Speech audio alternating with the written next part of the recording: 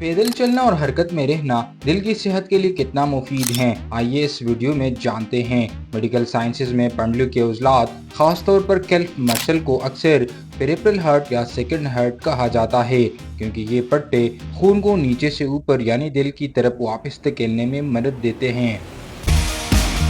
जब हम चलते हैं या हरकत करते हैं तो ये पट्टे सिकुड़ते और फैलते हैं, जो रगों पर दबाव डालकर वेनस रिटर्न को बेहतर बनाते हैं।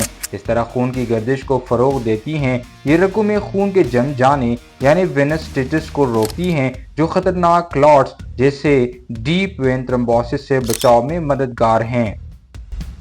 खासतौर पर लंबे वक्त तक बैठने वाले अफराद को हरकत में रहने का मशवरा इसलिए दिया जाता है।